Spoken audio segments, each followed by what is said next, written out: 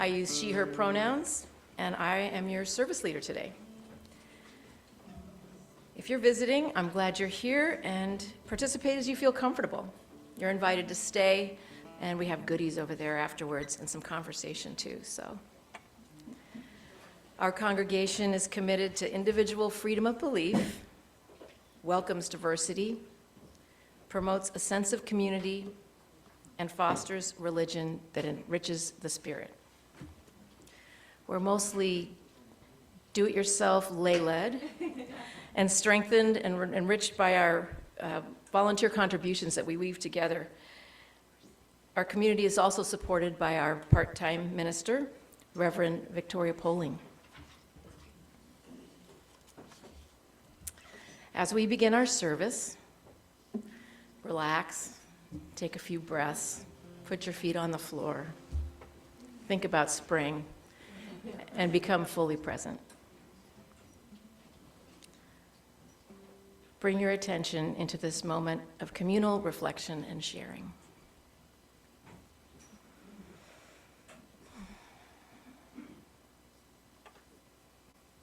We acknowledge that we are on the traditional homelands of the Squamish Coast Salish Native people. The Puyallup people have lived on and stewarded these lands for centuries, and we continue to do so today. They continue to do so today. We recognize this land acknowledgement is only one small step towards true allyship, and we commit to uplifting the voices, experiences, histories of the indigenous people of this land and beyond.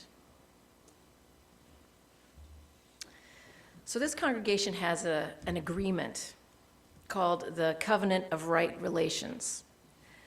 And to translate that into English, it's a promise of how we're going to be together, basically. And I found an excerpt from it that I really thought fit the service today.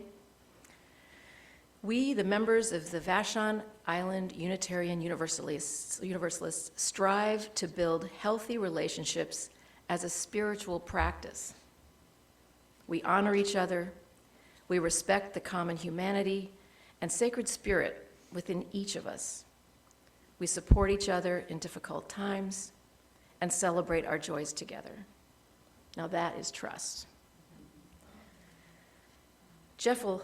I'll light the chalice, and Jeff will come up and do our chalice lighting words.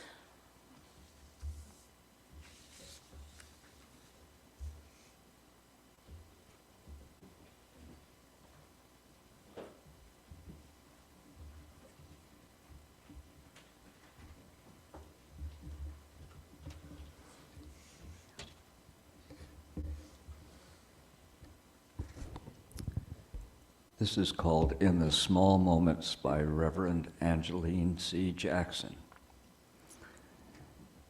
May we remember that trust, like love, grows in small moments, in promises kept, in confidences held, in boundaries respected, and amends made. In showing up again and again, may we be brave enough to risk trust, patient enough to build it slowly, and gentle with ourselves and others when it breaks.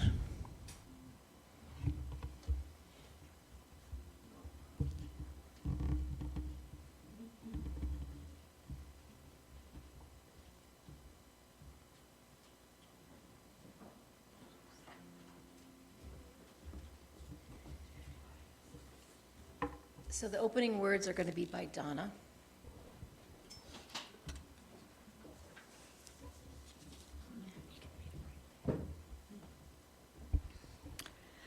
This is a prayer by Reverend Marta Valentin. Spirit of this world and beyond, we strive to keep conscious our interconnections, our interdependence, our trust in one another as human beings, in truth and with compassion, for we know that what we send out to the universe is what will return.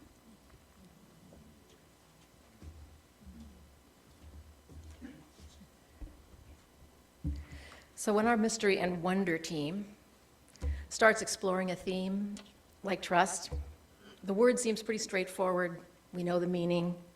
We even look it up in the dictionary to sort of clarify the meaning and understand its root and definitions. And then we start going deeper and asking questions and exploring. And then that word trust gets bigger and more complex and richer. How do we live this idea of trust in our lives? I found a quote that I keep coming back to, and it was the title of a Dharma talk at a Buddhist retreat. And it was, trust Buddha and tie your camel. And actually, the words are actually from the Prophet Muhammad, and it's trust Allah and tie your camel. So my interpretation of that is that I must trust the path that is unfolding before me, which is basically my life, and it's up to me to live that trust, to take the steps moving forward on that path, stepping into the unknown, not only with surrender, but with deep trust. So our service today is about each of our perspectives and experiences of trust.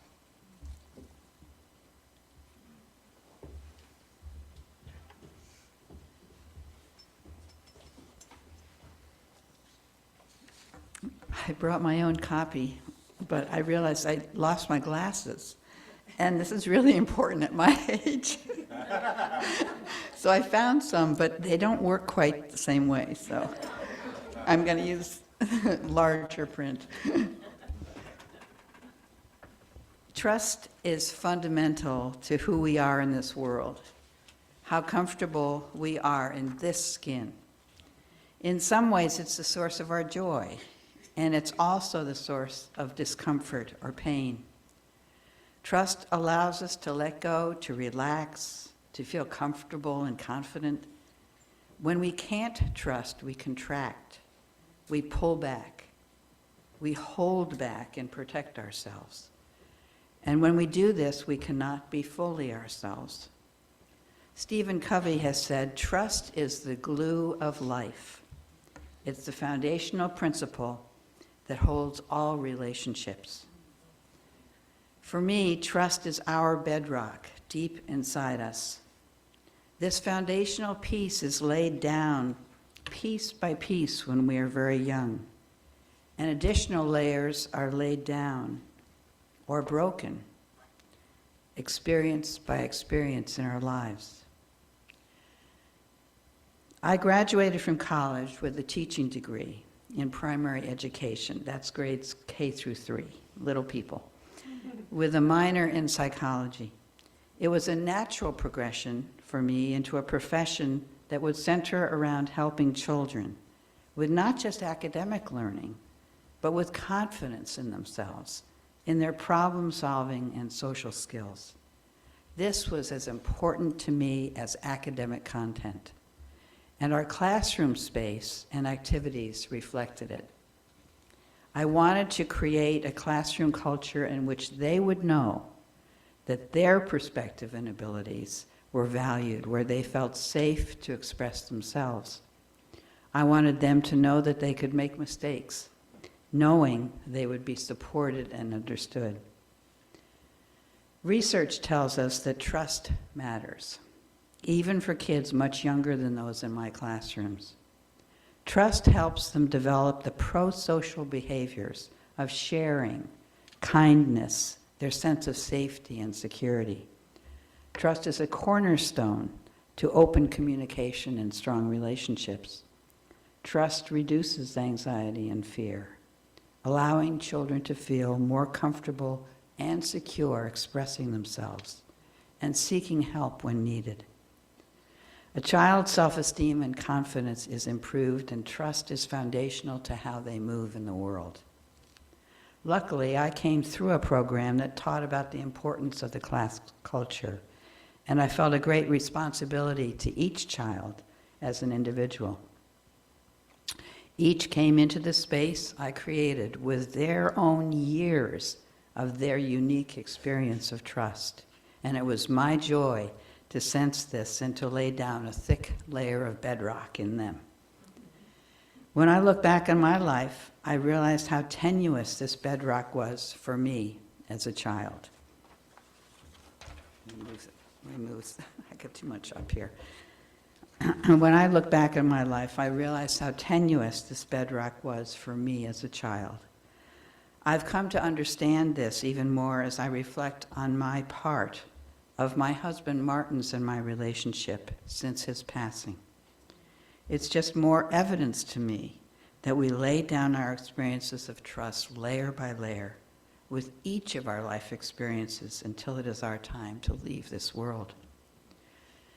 When I was 21, I married the person I had dated since 9th grade. So I had no experience growing into myself alone, unattached. I grew up in that relationship. I trusted it. In our 5th year of marriage, this trust was profoundly broken. Dave had been having an affair for a year. I'm relating this because each of us sitting here probably has some kind of similar story. Perhaps not of a fractured marriage, but of a relational trust broken, a trust that is huge and deep. Now I have some perspective on this, that it occurred on the heels of my earlier experiences of trust as a child with my mother. The fracturing of my marriage was an additive experience in breaking away some of that bedrock inside of me. But this is the work for all of us, to build trust, to build it back when it's been broken. In my particular case, I have had to learn to trust, not to let go of me, but to relax into the vulnerability that a primary relationship can hold. It's so interesting to still be harvesting this time of grief and regrowth with Martin's passing. I think I'll be doing this for the rest of my life. But I now have the perspective that even with the love and vitality and trust in Martin and I had in our relationship, I think part of me deep inside and totally unconsciously was fenced, not fully open, because of that erosion of bedrock earlier in my primary relationships in my life. I'm sorry, but some of this is missing. So I'm going to go back to my little print.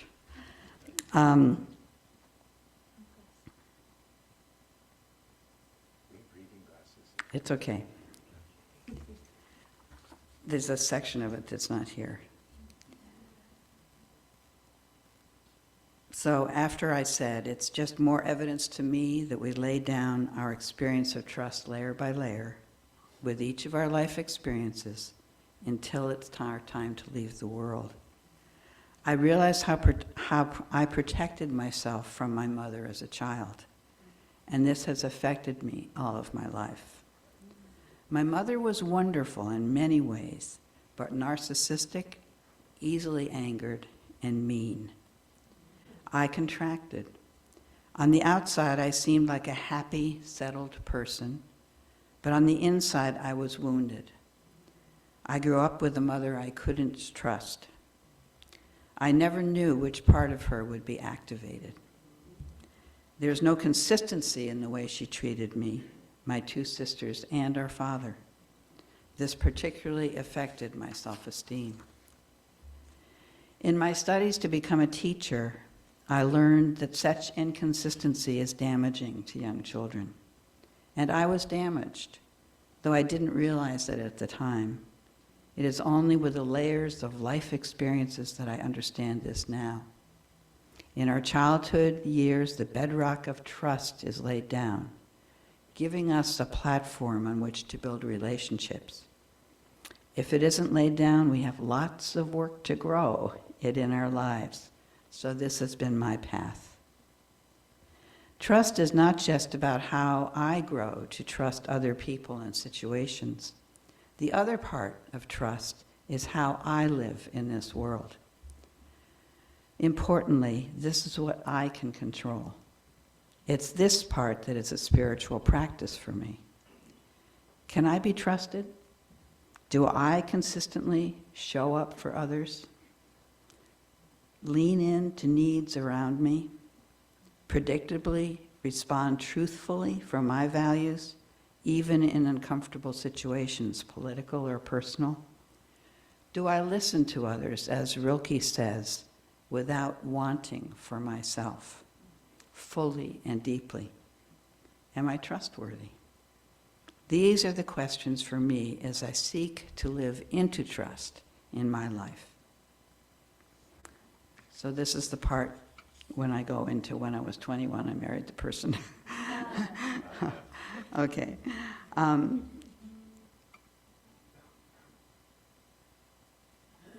I don't have all of this figured out, but I do know that I have a perspective on my life I've never had before, and I'm still learning. Since our Mystery and Wonder team has been considering trust for this service, I've made some new discoveries. The importance of my dad in the trust I experienced with him through his consistency, his constancy, predictability, his love throughout all of the disturbances and anger that my mother created. He was a kind of antidote.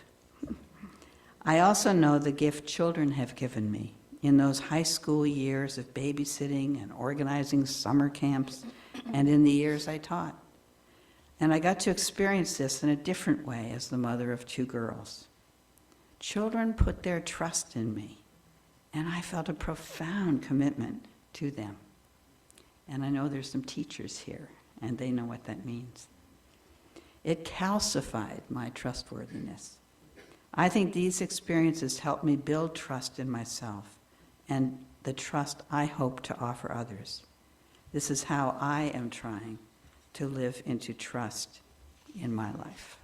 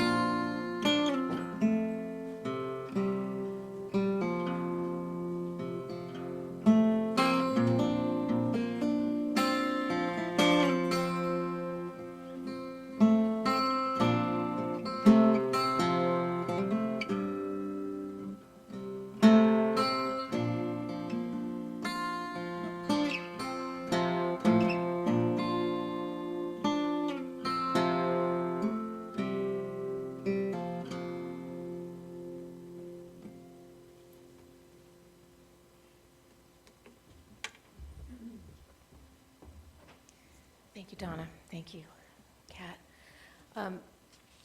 I realized that I had forgotten to let you play your song after the opening words. So I'm thinking, do you want to do it after I finish my little piece here before Bethan? It's all being played by ear at this point. Okay, all right. Okay, so why don't you do it after I'm done, and then we get to hear it. I wanted to hear it, so. Okay, now I gotta find my pages here.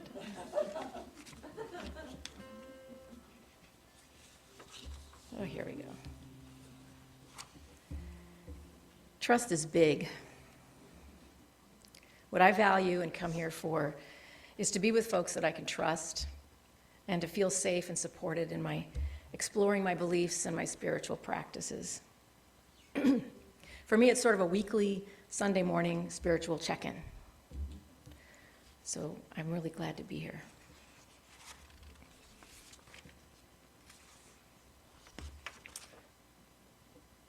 Okay. There we go. That's okay. And what a gift it is to realize that my spiritual path is allowed to change as I've changed throughout my life. Trust in my spiritual path grows and develops from my life experiences, both good and bad. I'm lucky to have a good foundation of trust that started in my childhood in a loving family. My family emigrated from Latvia after World War II. My grandparents lived with us, and we spoke Latvian at home. My family was not religious, and when we referred to God, it was with a diminutive, a word with a sense of tenderness and endearment. It's kind of a little hard to explain in English, but it's like saying doggy instead of dog, or daddy instead of father. And we called God Dieviņš instead of Dievs. So in my childhood concept of God, he was more like a Santa Claus. Kind, jolly, watching over you. If you were good, he'd bring you presents. And the angels were like elves, helping Santa God, peeking in the window before Christmas to see how you were doing. In fact, I remember my parents and my grandparents would, if we were like bickering as kids, they'd go, Ruchis skatas, Ruchis skatas. And they'd say, oh, the elf was just looking in the window. So anyway, that's how I thought about God and angels. My life experiences have changed my concept of a God. I don't believe in the childhood deity anymore, or in Santa Claus. But I do feel and trust a deeper presence of mystery and a flow of a great wisdom. It shows itself in the connection between us all. That UU's seventh principle calls it the interdependent web of all existence, of which we are a part. Once we had a rabbi come and speak to us, and he talked about God is in that connection. God is in the space between us.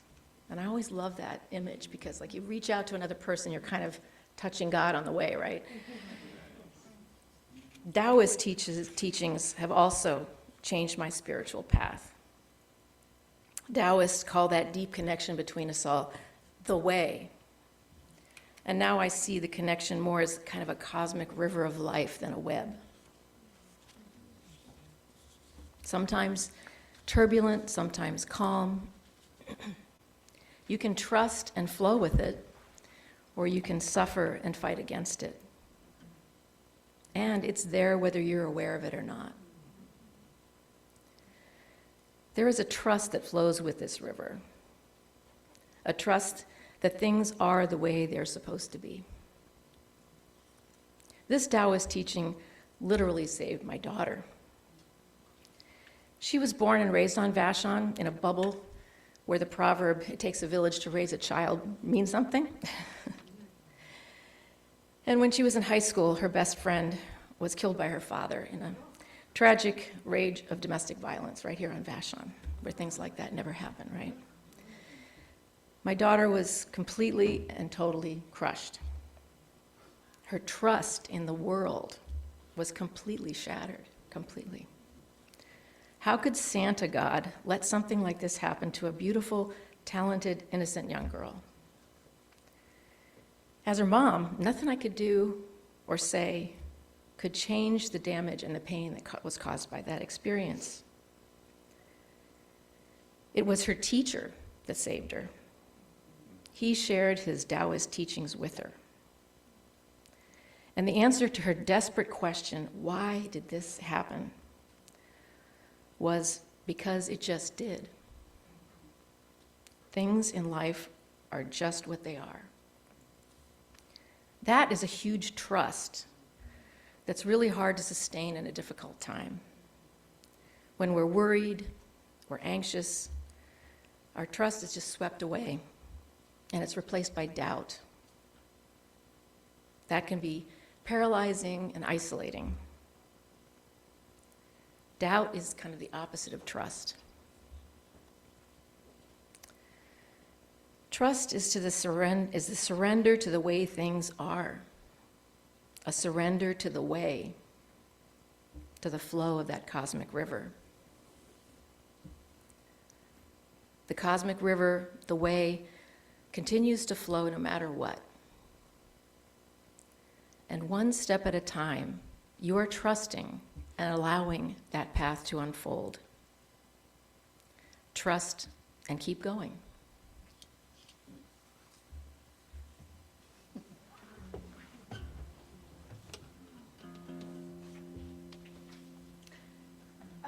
Many years ago, I was asked to play an entire evening at a party, an entire evening of songs about friendship, and it was a real struggle finding those. And a whole evening, 2 hours worth of music.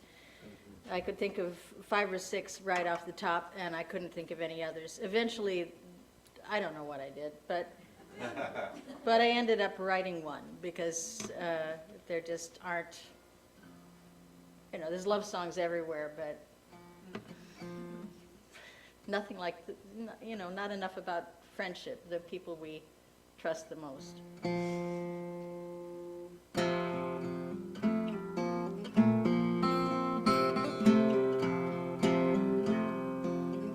tune was written by Andy Cutting. It's called The History Man.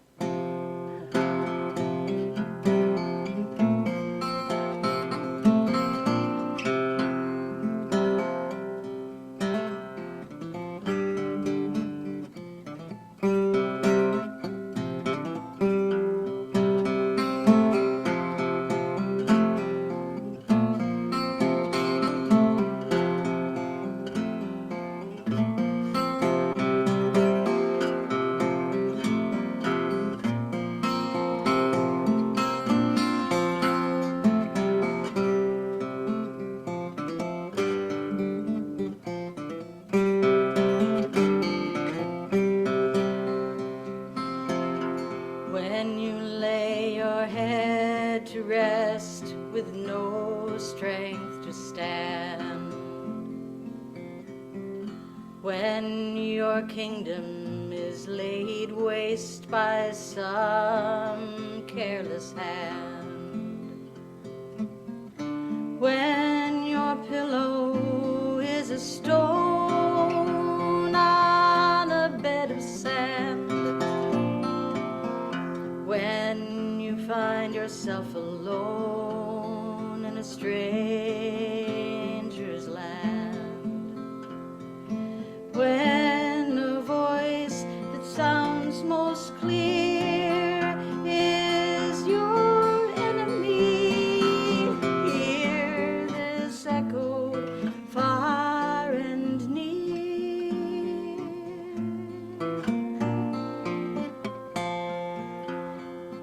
You are safe with me.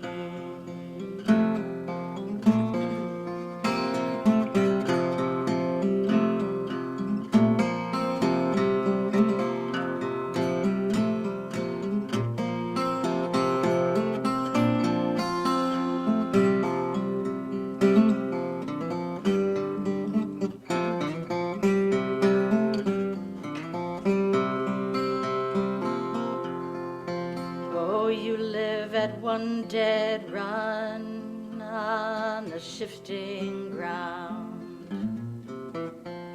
tensing for the starting gun, deaf to softer sounds.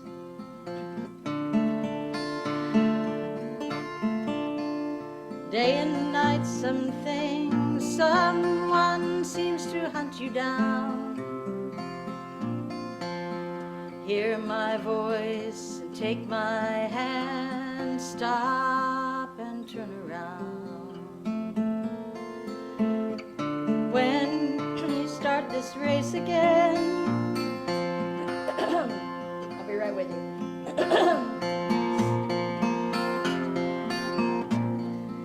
This is what happens when you have peanut butter toast for breakfast.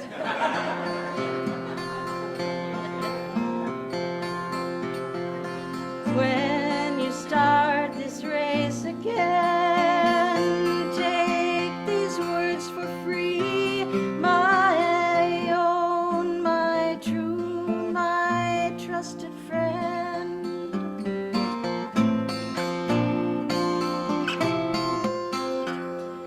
You are safe with me.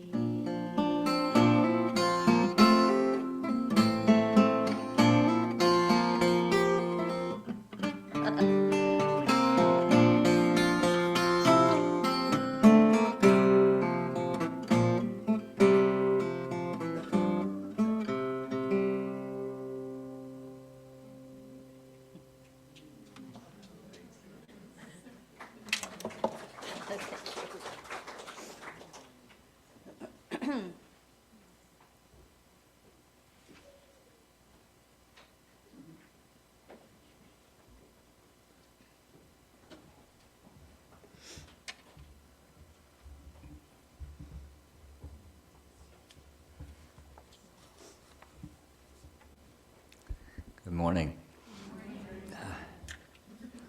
I've got a script all worked out. But, gosh, you know, listening to my colleagues talk and hearing the laughter and the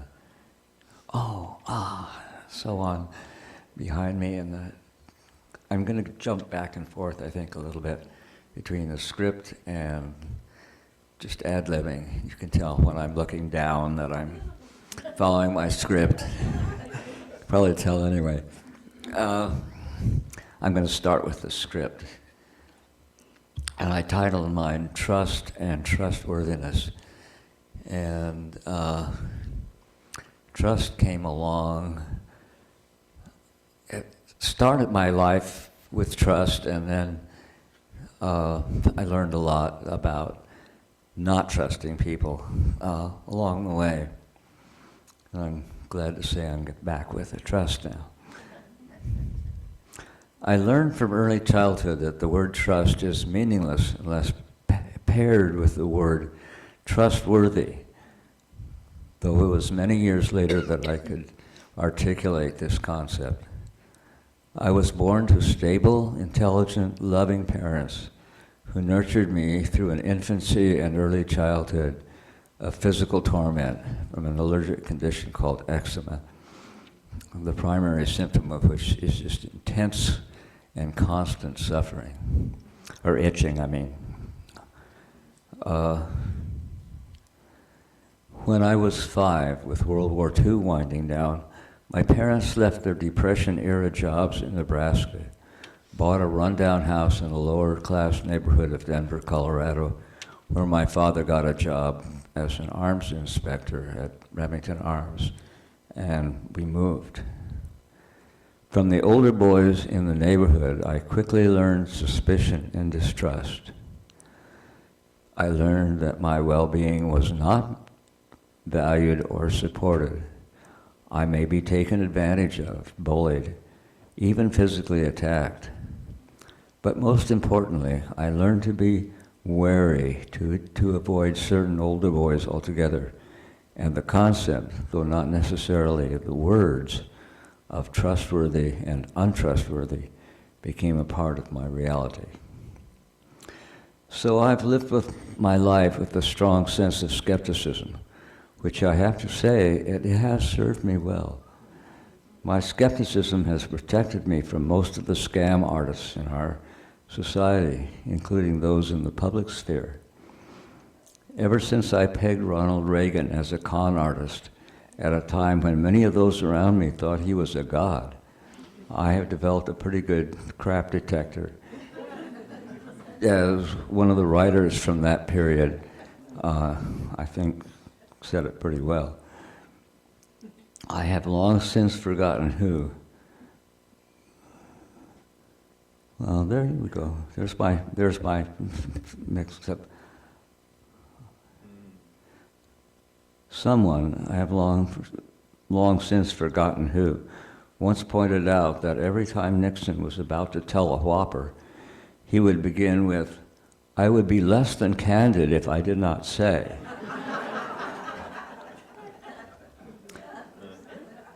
And I remember clearly once during the Cold War years, when whoever it was president, said on television news, "Our pilots do not fly over Soviet territory." The next day, an American reconnaissance pilot named Francis Gary Powers, I actually remember his name, was shot down deep in Soviet territory. Anyway, do any of you remember that? Yeah. The speed and lack of privacy of electronic communication, especially social media, has greatly complicated the question of trust. Just last week, I received a text saying I had an unpaid toll bill from the Department of Transportation with a whole list of penalties, and that I better cough up in 24 hours. Paying electronically, of course. Can I trust this message? Probably not. But what if it is authentic? I do use the Narrows Bridge once in a while, and at my advanced age, it's possible I did miss a payment. I decided, though, with some trepidation, to ignore it as a scam. Then the next week I came to church and I mentioned that to some of the people in our coffee hour, and they said, "Oh, I got the same message." Clearly a scam.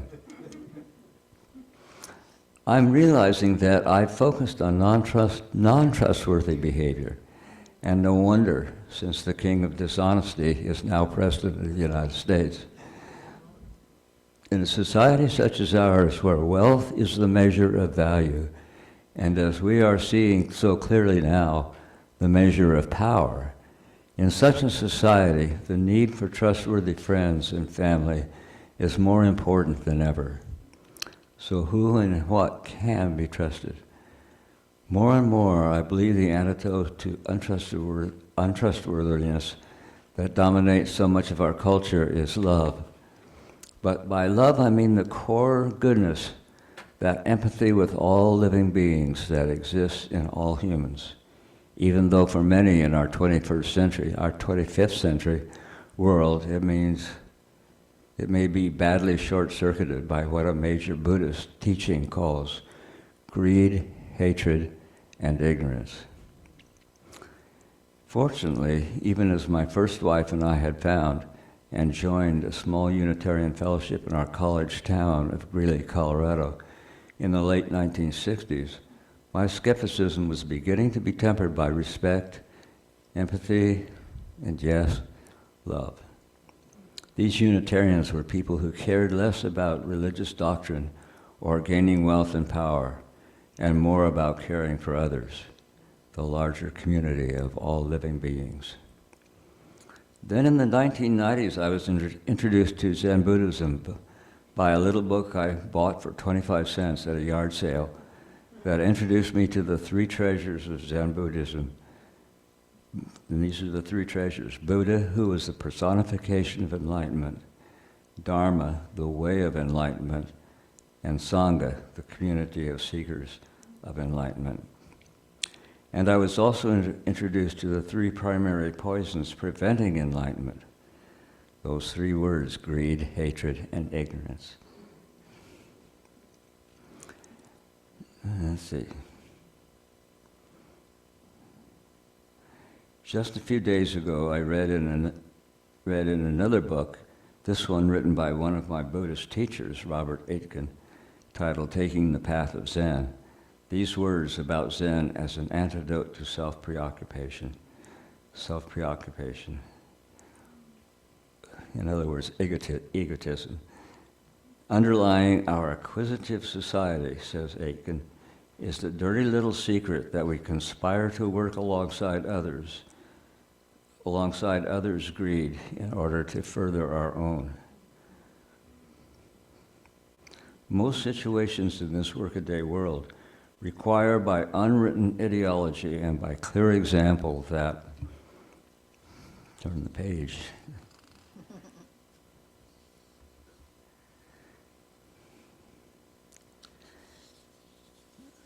that we not be too concerned about others. Let me go back to that first part of that sentence. Kind of got pulled apart there.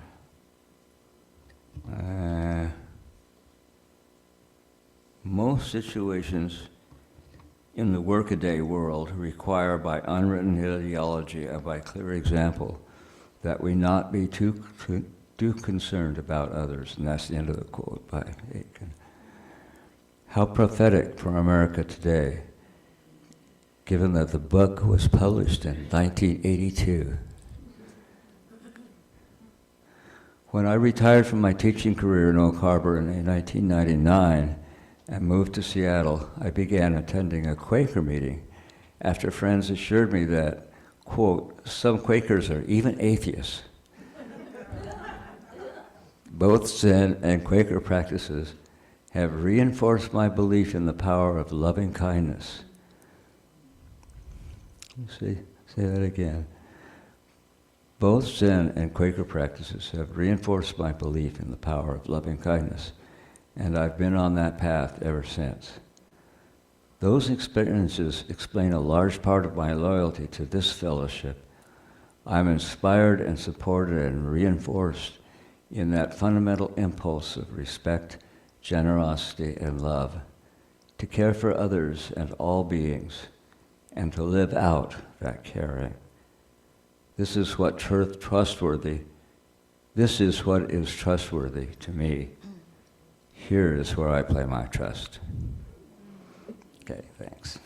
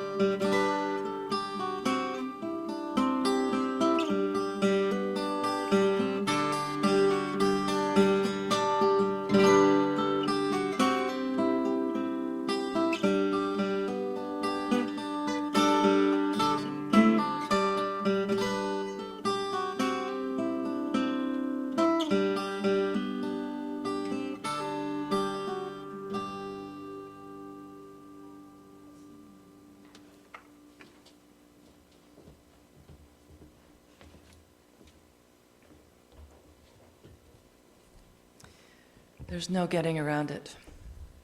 These are very painful, difficult times in our country.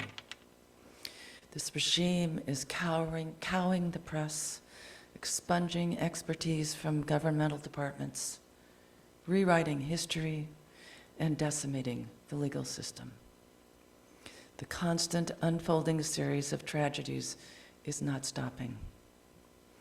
How can I possibly trust that this will end soon?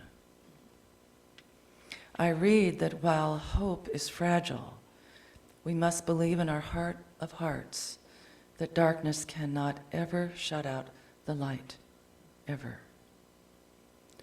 Personally, I am losing my faith in hope. I want to reach toward trust with hopefulness. I'm talking about big trust in government, in leadership, in systems that have existed for over 200 years, in democracy. This is trust of a different nature than relational trust between two people, as Donna has written. In a personal relationship, we can have conversations about our lives, building a love and trust over time, over many experiences. We participate in creating trust. My lack of trust in our leadership is not relational. I am deeply afraid for our democracy and the freedoms that I have taken for granted my entire life. It feels surreal to be in the middle of loss and destruction emerging from the Oval Office, slowly and steadily sneaking its way into my computer, my bank accounts, my Medicare coverage. As in Germany in the 40s, it is us. We are the frogs in the water, heat on, ready to boil. I want to trust that our democratic process will prevail and that this emerging autocracy will be destroyed. Fear and retribution of retaliation stuns our politicians into silence. I am furious. How can I possibly trust that our democratic leaders will turn this around? How can I have faith that good will prevail? I know I'm not alone, that many of you in this room carry deep concerns for the future of the country, the people, and our environment. I'm deeply aware of my life invitation to accept change, to trust that what unfolds has its place in history, that in time things will work out. This feels unimaginable, in spite of my Buddhist readings that teach acceptance as a spiritual practice. I have not even approached acceptance. I want to scream, rage, and do something to make a difference, to manifest, to change. This teetering balance between my internal drive to do and my Buddhist side to accept unsettles me. Is trust really the same as acceptance? No. I must trust that accepting change in the world, in my life, is somehow meant to be part of the grand order of things. I can possibly affect change, all the while embracing trust and acceptance. These contradictions abound, leaving me confused and uncomfortable. With more political news unfolding daily, we are called to turn toward each other, to trust the love and compassion that comes our way. We need one another more than ever. I cannot isolate and hope that this will all go away. I must lean on others. I must trust that in sharing my concerns and fears, you will listen, hold, and bear witness to my suffering. I trust you to listen to me deeply, and I hope you will trust me to be there for you. In gathering together here at VIUU, we share a kindred spirit that binds us. Our community is woven together through thoughtful acts of kindness, compassion, and joy, the glue that creates safety and intimacy, allowing us to lean toward one another with trust. Each time someone shares a concern on Sunday morning, they are practicing trust in our community. Trust that we will listen deeply, that we might approach the person later on, check in, offer support, stand by their side. We are not alone. We have one another, this blessed community. The other day I was feeling tense while waiting too long at a doctor's office, anxious that I would miss the last PO boat. I decided to close my eyes and meditate. I focused on trusting that all would be well, and immediately noticed my body's tension subsiding. I let down and relaxed. I was reminded how important my mind can influence my physical state, a lesson deeply needed in these painful times. And as part of my spiritual practice, I try to remember to breathe deeply with intention. That doing so will relax my body and ease the tension that has been riding my shoulders with our current political environment. Perhaps I need to embrace faith as a practice toward trust and accepting. Faith in the long history of democracy. The dictionary defines faith as complete trust or confidence in someone or something. I suppose I am in the midst of my own spiritual apprehension, struggling with my faith to accept what is happening. Both hope and trust reference a reliance that someone or something will happen. I have little hope that all will be well. Yet I trust you and hope that you will hold me when I feel discouraged, worried, and scared. I want to trust you, not because you will reassure me, but because you will listen deeply to my concerns, honor my feelings, and offer no advice. This is love. This is hope. This is a safety line thrown my way. I am afraid. I need you. And I hope to trust that you will be there for me as I vow to be there for you. We cannot let darkness shut out the light.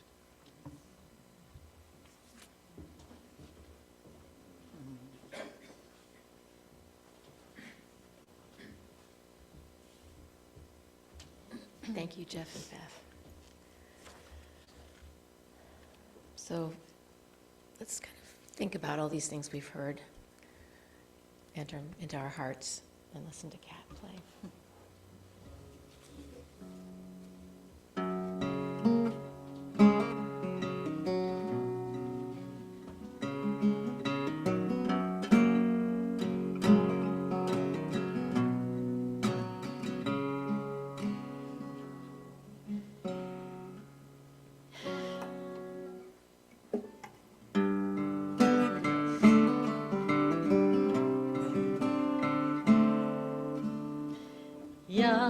Young, I was once, yes, so were you. Blood was hot, mistakes were made, yes, you made them too. The long fall, the leap of faith, the silent call, the open gate. Love the prize, love the bait, yes, you know it's true. And if I were broken, I would live the same. Done the work I've done, when I've done it well. Grew from passion sharp and strong, or not at all. The effort spent, the taken time, the back bent, the finish line. Love the root, love the vine, or it will surely fall. And if I were broken, I would live the same. Oh, time and time again I've heard love's the most dangerous word. But all I know comes to this: love's the only word there is.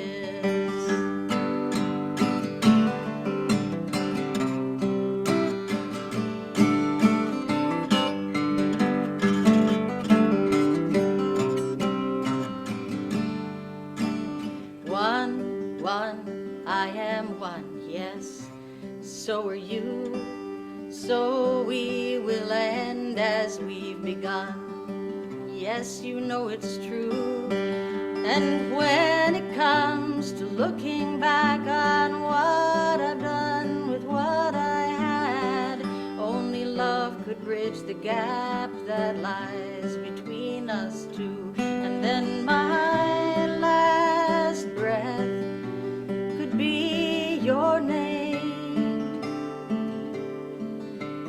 Time and time again I've heard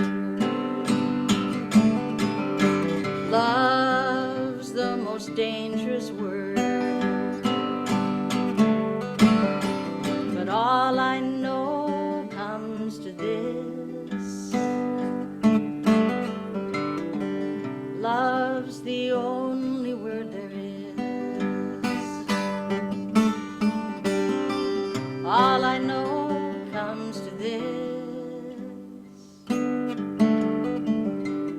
love.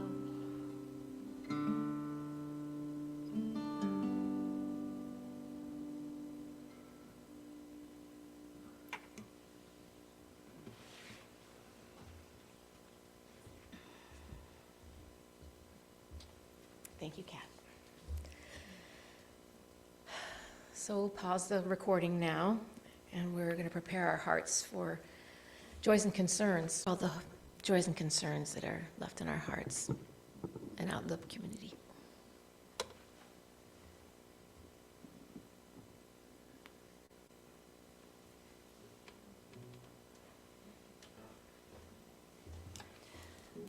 So we're going to sing There Is a Love. And it's in your gray hymnal if you don't know.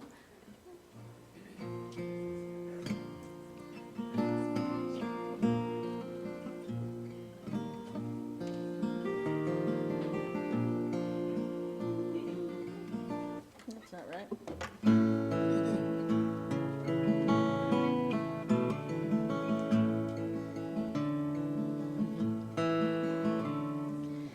There is a love holding me. There is a love holding all that I love. There is a love holding all. I rest in this love. There is a love holding us. There is a love holding all that we love. There is a love holding all. We rest in this love.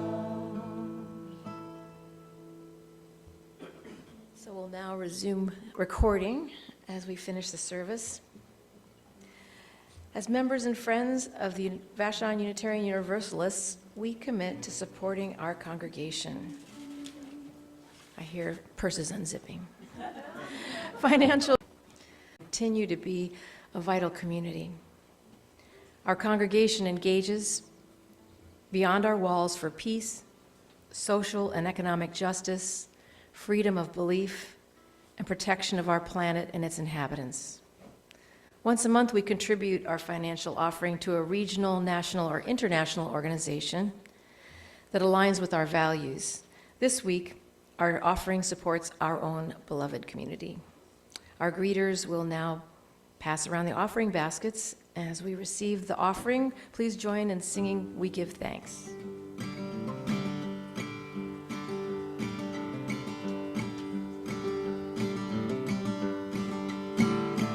We give thanks for this precious day, for those gathered here and those far away, for the time we share with love and care. We give thanks for this precious day.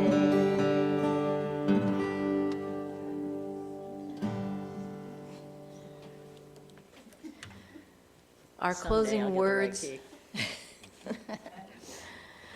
are the words of the Prophet Muhammad. Trust Allah and tie your camel.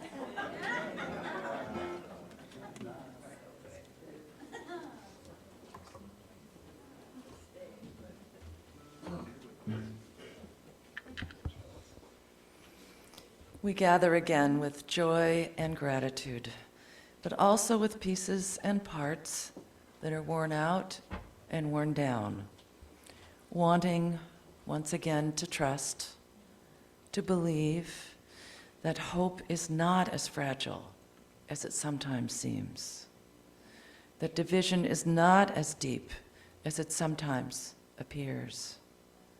And so we extinguish this flame as an act of faith, a reminder, a redeclaration, a rekindling of the trust that darkness can't ever shut out the light, that kindness is more powerful than we know, that humility and accountability allow us to change, that together we can most certainly bend the arc of this miraculous universe toward beauty, toward justice, toward love.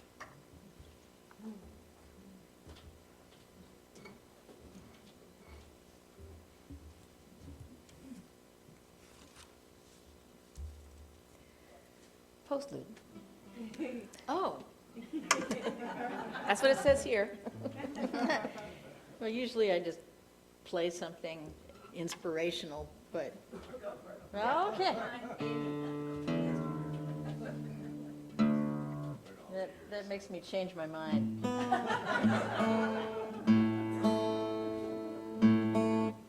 I've been,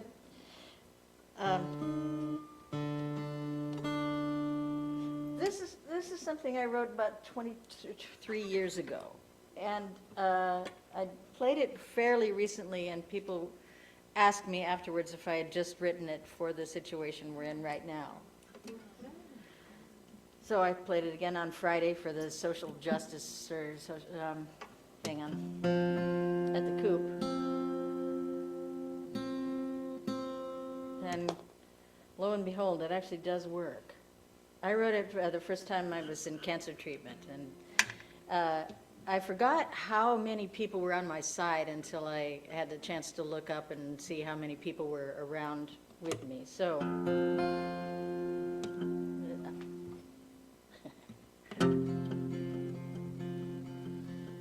Is this the right key? Sure.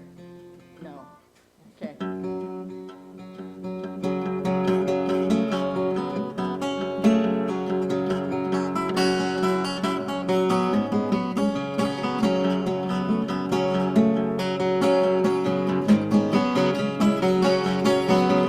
So you walked like you'd never falter.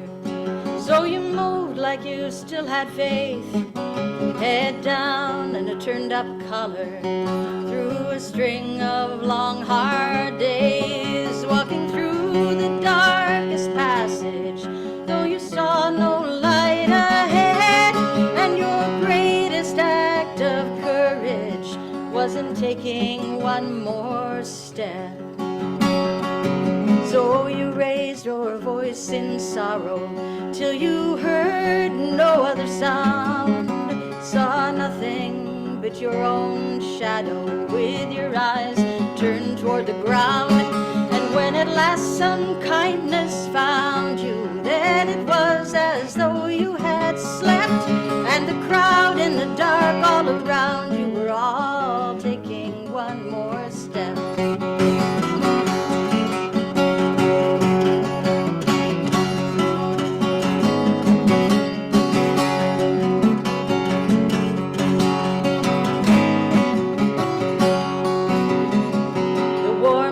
Standing water, it may someday come to freeze.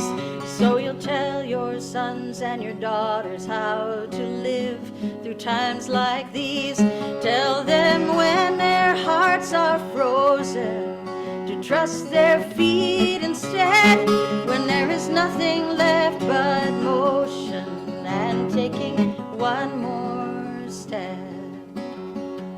When we find that we are laughing and we are running in the sun, then we know that we still are breathing and the long dark night is done. Finally resting from the battle, wondering where our feet have led, amazed at how we traveled by taking one more step.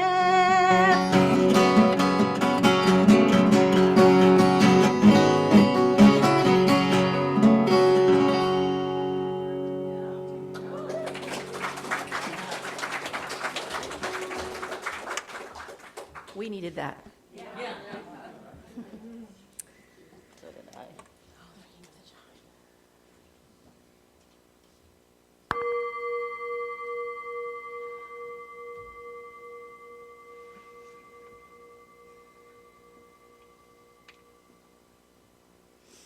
We're at the end of our formal service. If you have an announcement related to VIUU activity, please come up and give it.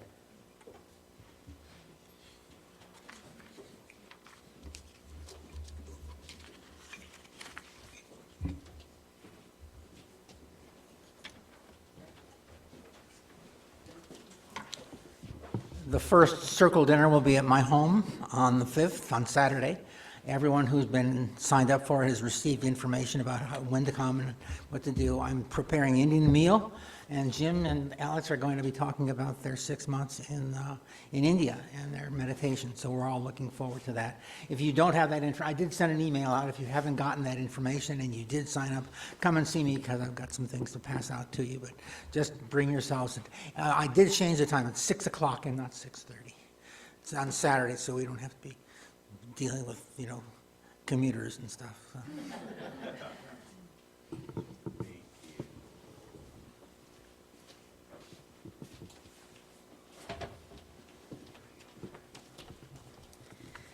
Hi, my name's Catherine. I'm here to give a little shout out to our Sunday services because they've been pretty incredible.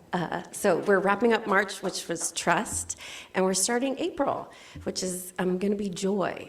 So we need that in our life right now. Next Sunday, the Joy is author, artist, coach, mentor, Sally Jean Fox. The title is Meeting the Muse. It's how can we find more joy as we age, which I'm aging, so, and I'm feeling it. The second Sunday is Reverend Victoria. The title of her talk is Joy as Resistance. The one after that is the 20th, and that's Easter. So that's exciting, and we're going to be welcoming back Reverend Matt Aspen. If you've been at this place for a while, apparently he used to be our intern minister. He married Sylvia, and so he's coming back for Easter. That's the 20th, yay. And then the 27th, the social justice group is doing the Zero Waste Vashon. We're going to have Steve Bergman come and talk. That's going to be our April plate collection. So come with heavy pockets on April 27th.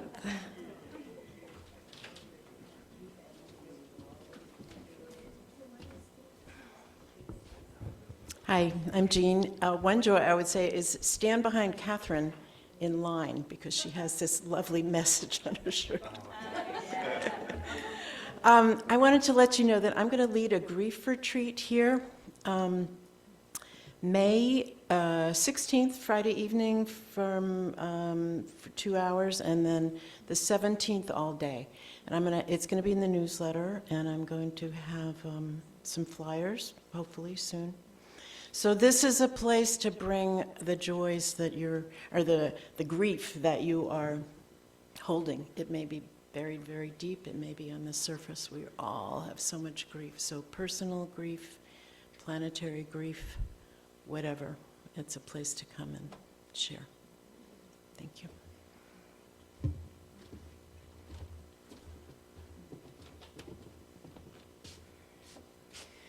So today is the first day of Starting Point, the class on UUism, and it's going to start at 11:30, which is just in 15 minutes. So what that means is that enjoy the coffee and treats and recognize that we're going to be creating a circle of chairs here for the class, and just to kind of respect the quietude that will be held here for the Starting Point class. So have a nice fast snack.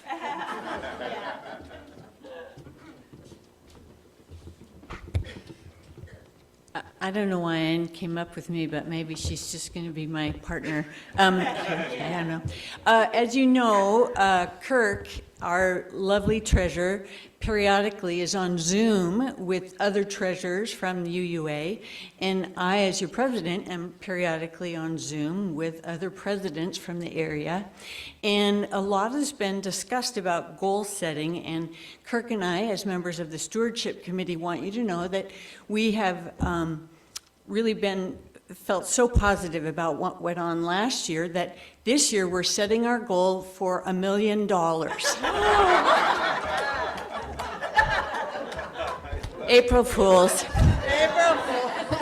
We aren't going to be together on April Fools, but I want you to know that we are going to set the bar a little higher, and we've really appreciated your online pledges. That's been so great, but our big stewardship hit will be starting in April, and you'll get a nice little piece of paper that'll tell you what to do.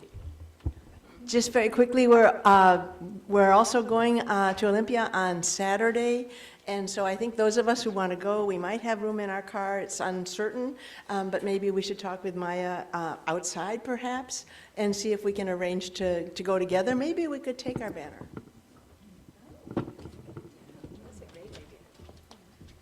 Hello, I'm Alex, and a quick message that, so Starting Point is going to be today, and they limited it to 20 people. There's another thing that people have been signing up for called Practice Matters, and that is what Reverend Victoria is leading. There's nothing that says you can't sign up for both, but there's only going to be 9 in this one, and there are 4 more spaces. 5 of us have signed up, and it is once a month, and it's on Thursdays, the first Thursday of the month, and it's a beautiful cornucopia of spiritual education, and a lot of time to discuss and talk. And please, if you want to see something else, I have something here, and there's a sign-up sheet. Okay, thank you. So thank you to everybody, Catherine, the service, the team that set up. That was great. We had a lot of people with a lot of goodies, and the music.